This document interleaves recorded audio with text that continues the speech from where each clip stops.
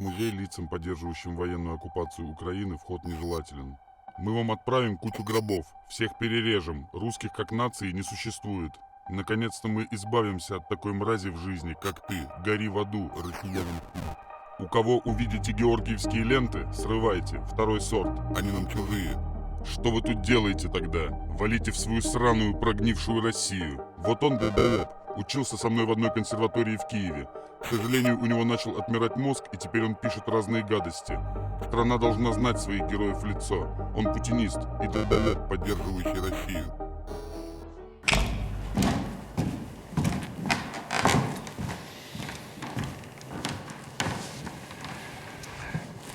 Меня зовут Тимофей Ячменев, я режиссер-постановщик. 6 лет назад я из Киева переехал в Москву. Я работаю не по профессии, я помощник режиссера в театре «Русская песня» и педагог в музыкальной школе имени Ипполитова Иванова. На досуге я пишу книжки.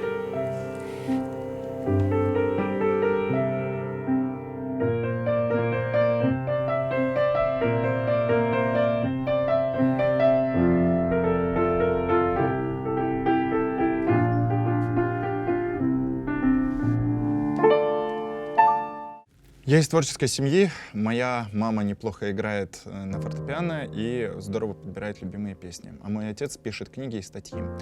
Сам я решил связать свою жизнь с режиссурой музыкального театра. Для этого я поступил в Киев, в музыкальную академию имени Петра Ильича Чайковского.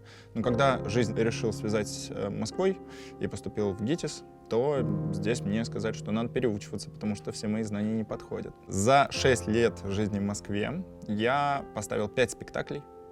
На данный момент я работаю в музыкальной школе имени Ипполитова Иванова и в театре «Русская песня».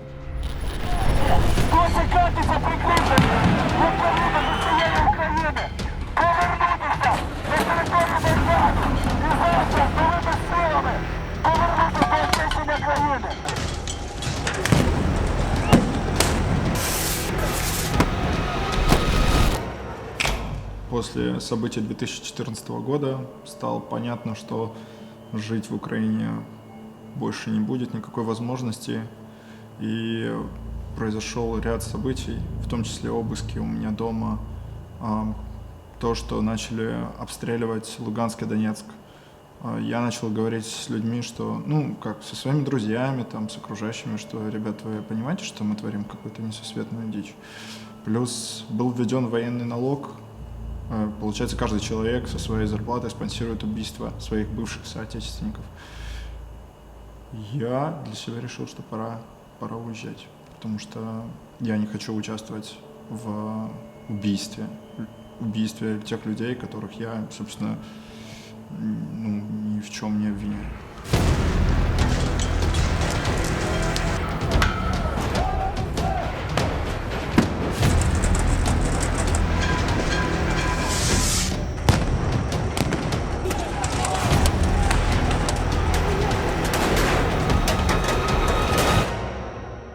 Вот последнее время, конечно, все.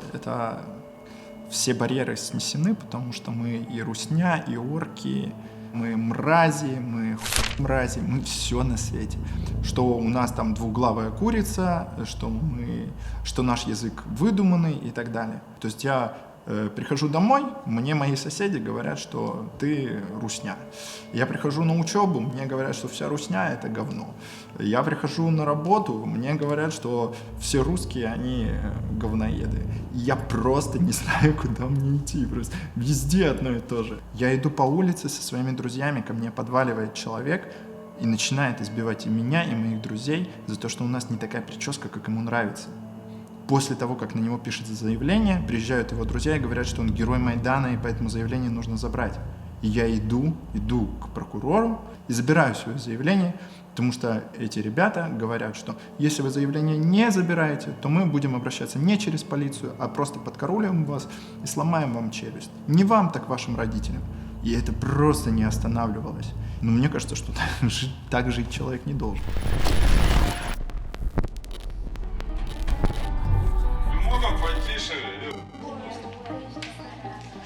Извините, у нас репетиция идет сейчас.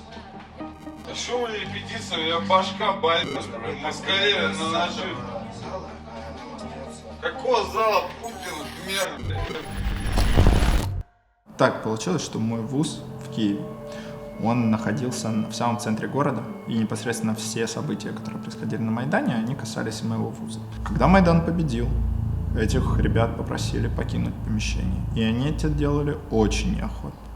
И вот когда наконец-то их начали просто выгонять оттуда, и мы потихонечку начали возвращаться к своим репетициям, к своим занятиям. Вот у нас там проходило, извините, не в кабинете, в коридоре занятия. Со мной работает народный артист, мой педагог.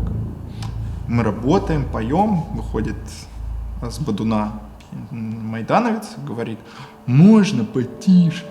Ну, мой педагог абсолютно спокойно ему отвечает, что ну, как бы мы тут занимаемся, это наше рабочее место. Он говорит: слушай, ты, я тебе сейчас башку прострелю. Я такой думаю: офигеть. Офигеть — это то, что мы вынуждены были просто заткнуться и смириться. Ну, а что ты ему сделаешь? Он победившая, он власть. Все.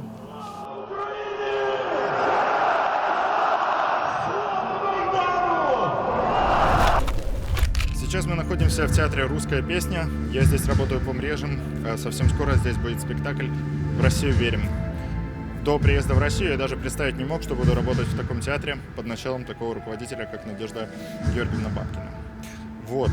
Раньше я только по телевизору ее видел, а теперь она мой непосредственный начальник. Для меня очень важно, что мы занимаемся темой Донбасса, и что мне повезло вести Значит, это ребята, мероприятие. сейчас будет Извините, чек работа. русской песни. Стоим на границе. Вот там вот Мариуполь. Вот там вот Россия, Таганрог. Мне безумно хотелось стать волонтером, когда я был в Украине, да? Но я не мог стать волонтером, потому что там не было волонтеров, которые помогают ДНР и ЛНР. Да, там невозможно было это. У нас люди некоторые, живя в России, помогают ВСУ. А в Украине, даже в самые там спокойные времена, невозможно было помочь ДНР и ЛНР. И вот когда только Мариуполь там освободили, перестали стрелять в Азовсталь, я туда поехал с гуманитарной миссией, чтобы вручать еду, закупленную за свои деньги, за свои собственные. Мне это не Путин мне их вручил. Это моя зарплата у педагога пошла на то, чтобы помогать людям. Вот так вот мы находимся в Мариуполе. В общем, хорошего здесь мало. Выглядит все очень страшно. Это не героизм. Это просто так должен поступать каждый, как мне кажется. Раздаем.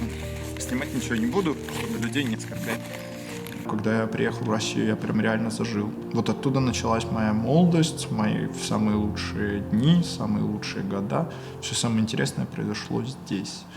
И, знаете, за 6 лет взяли и компенсировали мне все, там, все 20.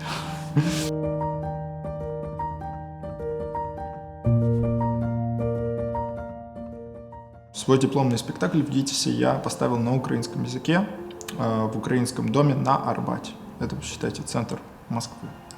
Нужно отметить, что во время того, как, собственно, проходила премьера моего спектакля, в Украине массированно говорили о том, что все украинское в России запрещено. И я даже помню, как я оставил комментарий под этим новостным роликом, что, ребят, там так все запрещено, что я на украинском языке ставлю в центре столицы российской. Поэтому как-то вы в себя придите. И опять же, украинский дом, он работал абсолютно спокойно. И никто там никакой агрессии или давления не чувствовал. Мне кажется, что в моей родной стране так бы не получилось. С приездом в Москву у меня появилось больше возможностей. Во-первых, у меня есть сейчас этот балласт, который тянул на дно, когда нужно все время думать о политике, думать о том, что ты скажешь, следить за своим поведением. Можно быть собой. Вот я помощник режиссера в театре. Сюда я устраивался без блата, никому конфетки приносить не пришлось. Вот, это для меня немножко удивительно даже, вот после жизни в Киеве. Ну и, в принципе, здесь нет упора на политическую тематику. Ни в жизни, ни на сцене. Вот этот спектакль у нас исключение, а так в основном про любовь, про счастье, про людей. Вы у меня сейчас дома. Здесь я живу. Каждый вечер, когда Когда я прихожу с работы, вне зависимости из школы или из театра, я сажусь и продолжаю писать свою книжку. Месяц назад я выпустил первое издание своей книжки, называется она «Вна», вот, и рассказывает о плохих украинцах и о плохих русских, вот, о кацапах и хохлах. Я начал ее писать, потому что мои ученики меня спросили, как я отношусь к событиям на Украине, а как я могу к ним относиться. Я там родился, это моя родина, с ней случилась беда. Вот. В данный момент я пишу страничку о фашизме. Это такая страшная идеология, которая с одной стороны заманчивая, а с другой стороны приведет вас все равно к тому, что вы превратитесь в чудовище. Вот. И этим чудовищем вставать никак нельзя. Я ее посвящаю всем тем людям, которые погибли в результате вот этого давления на русскую весну. Я посвящаю ее героизму Донецка и Луганска, своим родителям, которые в этой всей кошмаре там, не потеряли себя в этом всей истории. Я почти счастлив.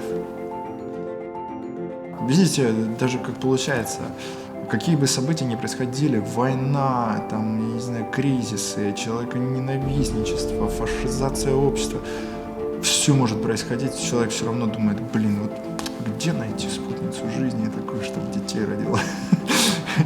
Человек неисправим. Но это же здорово, потому что политика закончится, а эти там любовь, страсть, стихи, там, творчество, это никогда не закончится. Давайте создадим здоровых украинцев, тех, которых действительно будем называть своими братьями. Думаю, много можно прекрасного сделать. Главное, не поддаваться массовой истерии.